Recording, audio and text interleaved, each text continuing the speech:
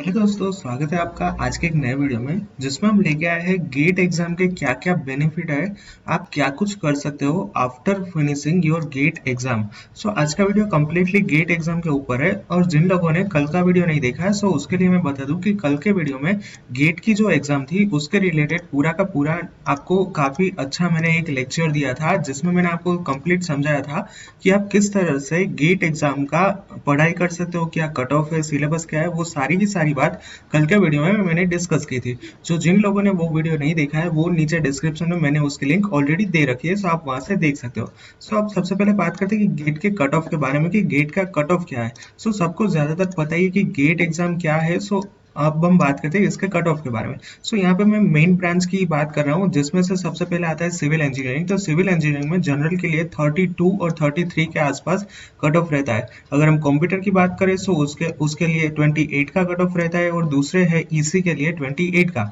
अभी हम main core branch की बात करें जिसमें आता है मैकेनिकल इंजीनियरिंग, तो उसके लिए 34 कट ऑफ है और इलेक्ट्रिकल के लिए 33 कट ऑफ है। सो आप समझ देख पा रहे होंगे कि अराउंड 100 में से कट ऑफ कितने पर आता है, अराउंड 35 के आसपास। और ये तो मैंने कोर ब्रांच की बात की। अगर हम कंप्यूटर और आईटी की बात करें तो उसमें तो 30 के आसपास ही कट ऑफ रहता है। सो आप देख सकते हो कि कट ऑफ कितना नीचे रहता है। सो आपको इसी से अंदाजा लग जाएगा कि डिफिकल्टी कितनी इसमें हाई होती है। सो ये है पूरा का पूरा गेट एग्जाम का कट ऑफ।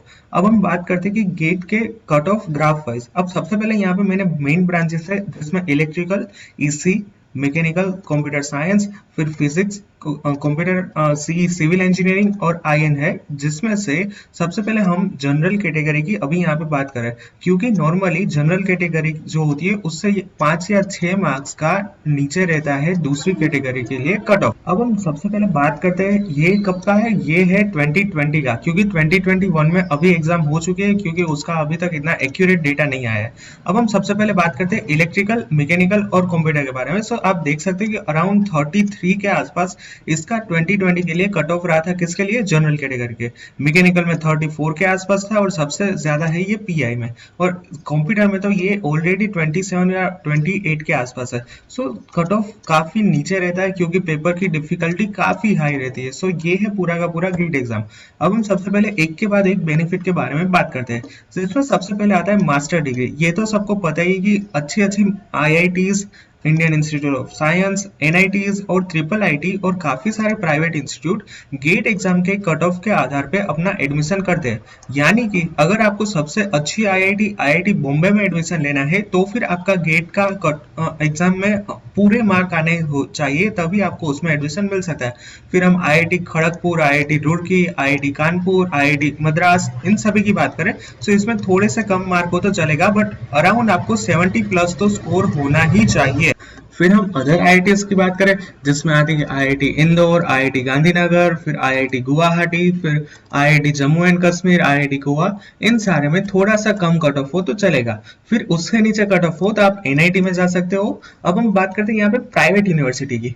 यानी कि काफी सारी प्राइवेट यूनिवर्सिटीज है जो आपको डायरेक्टली गेट एग्जाम के मार्क्स पे एडमिशन देती है, जिसमें आता है bits Pilani, VIT Vellore, Nirma university और काफी सारी अच्छी अच्छी प्राइवेट यूनिवर्सिटी।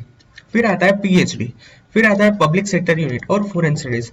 अब हम एक के बाद एक इन सब के बारे में जानने वाले हैं। सबसे पहले पीएचडी करना हो तो उसके लिए ये काफी अच्छा ऑप्शन है गेट का। फिर हम पब्लिक सेक्टर यूनिट की बात करें जिसके बारे में हम अगली स्लाइड में सारी की सारी कंपनी के बारे में अच्छे से डिस्कशन करने वाले हैं।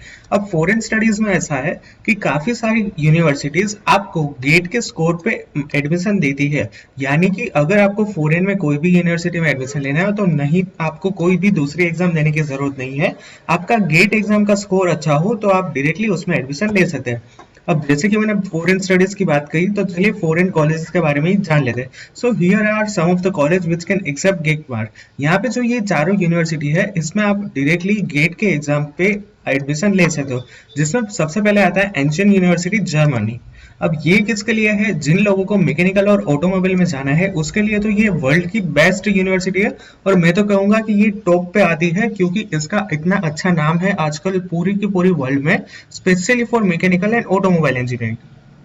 फिर है टेक्निकल यूनिवर्सिटी ऑफ मुनिक, ये है जर्मनी की।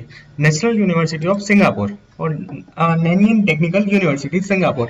सो ये सारे के सारे मेन जो चार वर्ल्ड में जिसका टॉप में रैंक आता है, ये चारों की चारों उसमें आती है। इसके अलावा तो काफी सारी यूनिवर्सिटीज है जो आपको डायरेक्टली गेट के ऊपर एडमिशन देते हैं। अब हम बात करते हैं कॉलेज स्टाइपेंड के बारे में। अब सबसे पहले यहाँ पे स्टाइपेंड क्या होता है कि अभी गवर्नमेंट ऑफ इंडिया जिन लोगों को मास्टर या फिर एमटेक करना हो उसके लिए पर मंथ 12,400 रुपीज का स्टाइपेंड देती है 24 मंथ्स के लिए। और आपको इसमें कुछ क्राइटेरियाज होते हैं, वो आपको फिल और कंप्लीट करने होंगे। यानी कि एक महीने में आपके पास अराउंड 12,000, यहाँ पे मान के चलिए कि आपके पास 12,000 की स्टाइपेंड आपको मिलती है। सो 12 इंटू 12 कितना होता है, 1,44,000 आपको गवर्नमेंट एक साल के लिए देंगी। अब हम इसे मल्टीप्लाई करें 144 का 2 से, सो अराउंड 2,88,000 का स्टाइपेंड आपको गवर्नमेंट देती है एमटेक या फिर एमई करने के लिए। बट इसके लिए उसमें थोड़ी सी रिक्वायरमेंट होती है, जैसा कि दिन के 8 घंटे पढ़ाई करनी होती है, 8 घंटे का काम करना रहता है, ये सारा का सारा। और this ensure that student have required financial assistant to complete their course. ये अब इसीलिए इंपॉर्टेंट हो जाता है क्योंकि अब काफी सारे स्टूडेंट्स क्या करते हैं, बैचलर के बाद मास्टर में नहीं जाना चाहते। सो अच्छे से सारे के सारे स्टूडेंट्स पढ़ाई कर पाए, इसीलिए गवर्नमेंट फाइनेंशियल असिस्टेंट भी आपको प्रोवाइड करते हैं। सो ये सबसे अच्छा है। अब हम अदर बेनिफिट्स के बारे में बात करें तो जिसमें है भाभा एटॉमिक रिसर्च सेंटर, ये काफी बड़ा है, पूरे इंडिया में इसका नाम है। इसमें जो रिक्रूटमेंट होती है वो गेट एग्जाम के थ्रू ही रिक्रूटमेंट होती है। जो लोग भी बार्क में जाना चाहते हैं उसके लिए गेट एग्जाम बेस्ट है।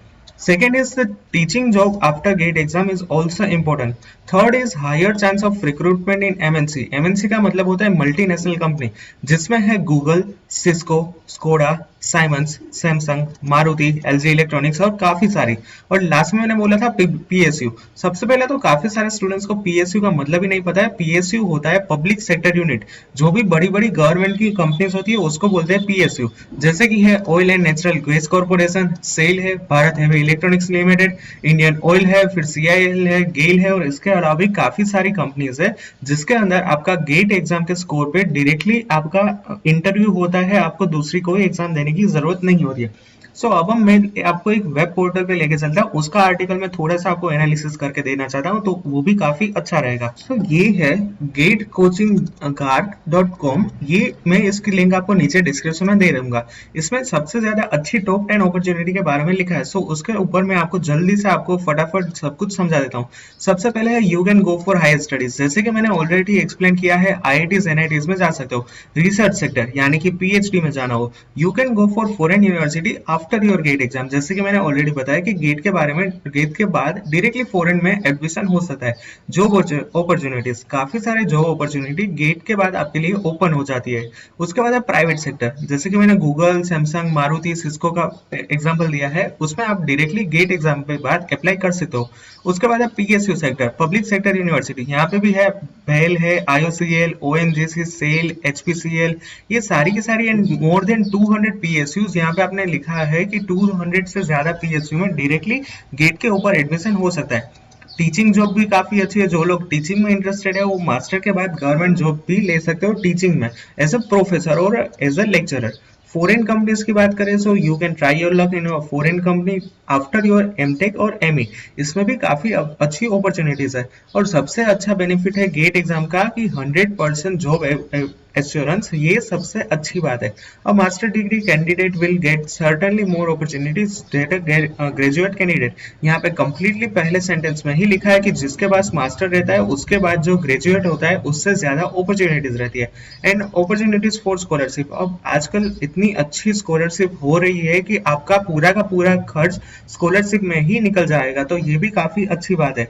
इसमें है जैसे कि गवर्नमेंट में डीआरडीओ है, डिफेंस रिसर्च एंड ऑर्गेनाइजेशन है, फिर इसरो है, बार्क है, दूरदर्शन है, Indian air force, Indian navy, army, ये सारे के सारे स्पॉन्सरशिप प्रोग्राम भी कंडक्ट कराते हैं जिसके अंदर आपको काफी अच्छी सी स्कॉलरशिप भी मिलती है एमटेक और एमई के लिए।